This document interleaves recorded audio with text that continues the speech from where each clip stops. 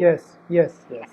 Okay, so I think the basic steps Anshu has spoken and told us. So I don't think that is something that is going to change, and it is going to be like your basic parameters are going to be on the higher side. What's important with these Morganian cataracts and why are they difficult is because the anatomically the cataract doesn't behave like the soft cataract in terms like the capsule is on the weaker side. So CCC becomes a challenge. Your zonules are weak and they could go into a dehiscence at any time. Nucleus management and cracking with any technique can become challenging because of two reasons. One, your cortex is liquefied and there is no support. Jenin, sorry to interrupt. Have you put on your slide share? No, so I'm going to be just showing videos and Okay, I'll be okay, okay, starting okay. the Right, right. video. Fine, fine, Yeah. fine. Right. So, like I just said, if I start the video, it will just go too fast. So I thought, I'll just give the intro and then move on to the video. Okay, sure. So because I think the timer was waiting for you to put on the slide share. Oh, Anyway, okay, that's a cue. okay. So then, so once you have a nucleus, and these are the ones which are typically difficult to crack for two reasons. One is that you don't have any support in the bag, the cortical support is liquefied. Secondly, the nucleus is freely mobile. And the basic nature of these nucleuses are they are the thick and the fibrous nature of them makes it more difficult to crack by any technique. So whether you want to use the vertical, direct, chop. So here in these videos, I will be showing two basic parts. One, a CCC, which is an absolute prerequisite for your next step to come in. So this is the first case, which is a Morganian cataract. And as soon as you pierce the uh, anterior capsule, the fluid that comes in can be aspirated directly with your 26 number needle. Now, what is the very key important point here is you make a small rhexis as small as possible. Janin, are you sharing a video? Yeah, can you not see it? No, no, Oh, not yet, Janin. Yeah. can't see the video, is it? No, your screen is not shared right now. Okay, hang on. Start the screen share, please. Again, I'll start the screen share again. Okay.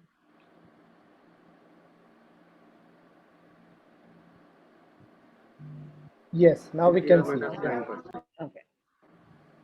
Better, I'll start again. Yeah. Okay. So, so these are typically the heart. Now it's visible, now. Yes, yes. Yeah. Okay. So these are the ones which will have the liquefied cortex that comes out. So you want to aspirate the liquefied cortex with your 26 number needle. Once this is done, it's very important to go in with an IA and complete IA of all the milky liquefied cortex which is there.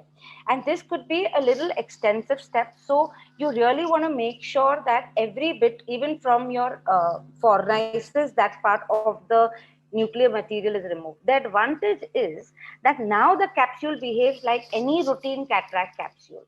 And you can make a CCC of your desired size.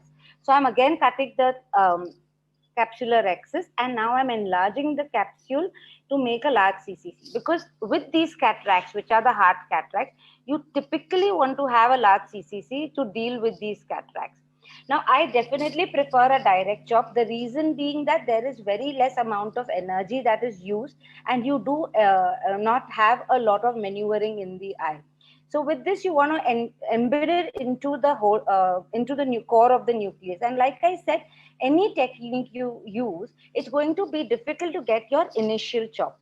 But what's important is more than using any mechanical pressure, using a lateral separation technique like is shown to reach up to the nuclear plate, making sure you completely separate the nuclear piece is important. Second, you want to make as small pies as possible so that they can be easily maneuvered from the bag. Your vacuum settings and your power settings would be on the higher side with a flow with your aspiration rate, which is around, I like to use 2023, and I use a Centurion machine, so I work on normal IOPs. So this is another case of a Morganian cataract. Again, we go ahead, the milky fluid is removed, the CCC is initiated. Many cases, the CCC could get challenging to initiate, but once it is initiated, you want to definitely again make sure you have a large CCC.